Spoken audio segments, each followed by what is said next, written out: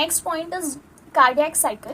Cardiac cycle कब start होती है? जब जॉइंट डायस्टोल कंप्लीट होता है तब cardiac cycle is starting. First joint diastole क्या होता है? 4 chambers of heart are in relax state, मतलब जो 4 चेंबर्स है, 2 एट्रिया और 2 वेंट्रिकल हार्ट में, ये चारों चेंबर्स कौन से स्टेट में होंगे? एकदम रिलैक्स स्टेट में। Then only the joint diastole is completed, and after that the cardiac cycle is starting. Now here after joint diastole the cardiac cycle begins. So first cardiac cycle के समय पर क्या होने वाला है? contraction of atria होता है, that is atrial systole कहते हैं उसे। Now here जो right atria है, blood कहाँ से आता है right atria में? From vena cava blood receives और blood comes from vena cava to the right atria. Left atria में ब्लड कहाँ से आता है? Blood comes from the pulmonary when.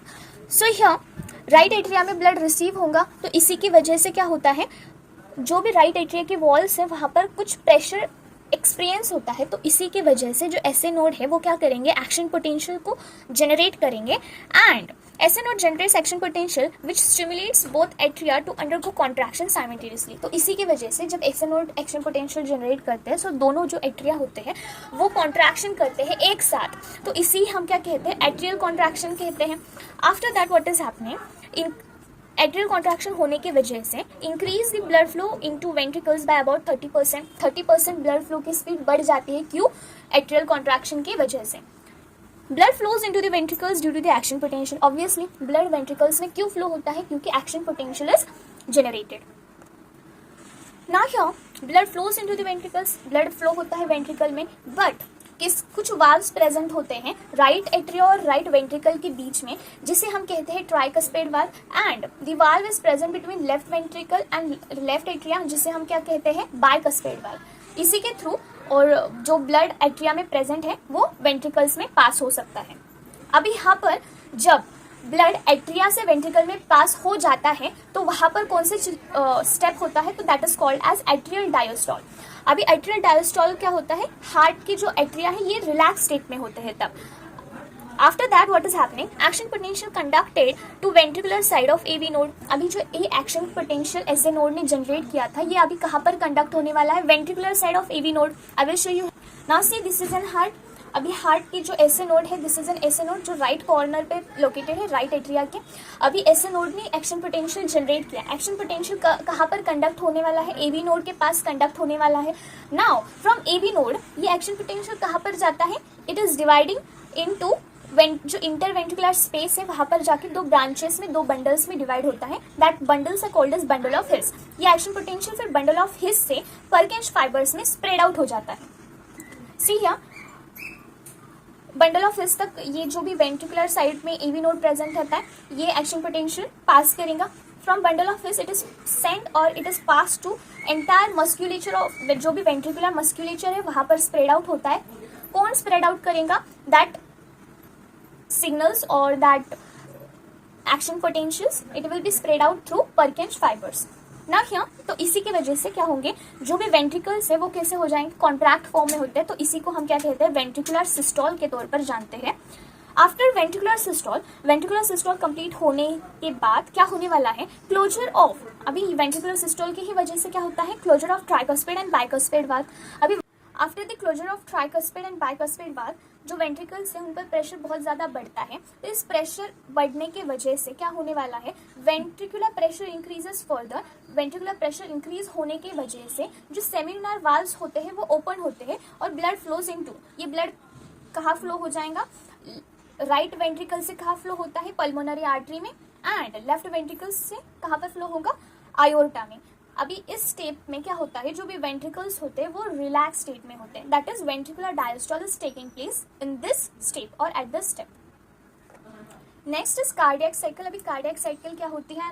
We are telling that cycle है, तो एक सिक्वेंशियल इवेंट होगा, तो इसी की वजह से हम इसे क्या कह रहे हैं? Cycle. So sequential events in heart which is cyclically repeated, समय पर रिपीट होती है, तो इसे हम क्या कहते हैं? कार्डियक साइकिल कहते हैं। Consist of systole and diastole of atria and ventricle. अभी कार्डियक साइकिल में क्या प्रेजेंट होते हैं? सिस्टोल का मतलब क्या होता है? कॉन्ट्रैक्शन। अभी डायस्टोल का मतलब क्या होता है? रिलैक्सेशन। सो कार्डियक साइकिल के समय पर सिस्टोल और diastole of heart are present. Next is that heart beats 72 times per minute. 72 times per minute heart is beating. After that, what is the important thing? Duration of cardiac cycle. What is the duration of cardiac cycle? Most important, 0.8 second is the approx duration of cardiac cycle. What is in stroke volume? So here during cardiac cycle ventricle pumps 70 ml of blood. उसे ही हम क्या कहते हैं? Stroke volume. Whenever कभी भी अगर हमें पूछा जाए what is in stroke volume, ventricles जो 70 ml of blood pump करते हैं that is called as in stroke volume. Now cardiac output most important, इसका फॉर्मूला है. कार्डियक आउटपुट का फॉर्मूला क्या है? Stroke volume into heart beat. This is an perfect formula that is for cardiac output. ना cardiac output क्या है? Volume of blood pumped out by each ventricle per minute is called as a cardiac output. So see here, after the cardiac output, next point is body has ability to alter stroke volume as well as heart rate. So cardiac output change हो सकता है, different person में different cardiac output हो सकता है. क्यों हो सकता है? क्योंकि जो बॉडी है अपनी, it is having an ability, उसके पास कुछ एबिलिटी है जो स्ट्रोक वॉल्यूम या हार्ट बीट को अल्टर मतलब चेंज कर सके.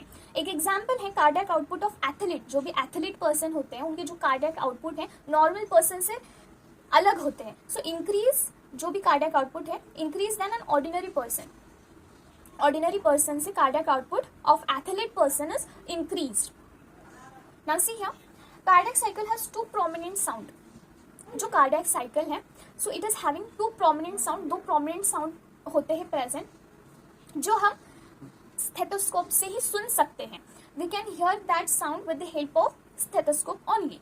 फर्स्ट हार्ट का जो साउंड है जिसे हम लब कहते हैं, associated with closure of tricuspid valve. अभी ये जो लब साउंड है किसके साथ एसोसिएटेड है? कौन से वाल्व क्लोज होने की वजह से ये लब साउंड कॉज होता है? सो मोस्ट प्रोबेबली जब ट्राइकस्पिड वाल्व जो राइट एट्रिया और राइट वेंट्रिकल के बीच में प्रेजेंट होती है, आई will show you here. So right atria और राइट वेंट्रिकल के बीच में ये ट्राइकस्पिड वाल्व प्रेजेंट है. इसके क्लोज होने से ये lub sound is created. So how to remember कि ये अगर फर्स्ट हार्ट साउंड लब है, कौन से वाल्व क्लोज होने से ही it is occurring? So trick is LUT, LUT. LU stands for lub sound and T stands for closure of tricuspid valve. So next is second heart sound, that is dub. ये कब sound create होता है? So it is created after the closure of semilunar valve. ना how to remember कि ये semilunar valve close होने से ही dub sound is created. The trick is dubs, that is DUBS. DUB stand for dub sound and S stand for closure of semilunar valve.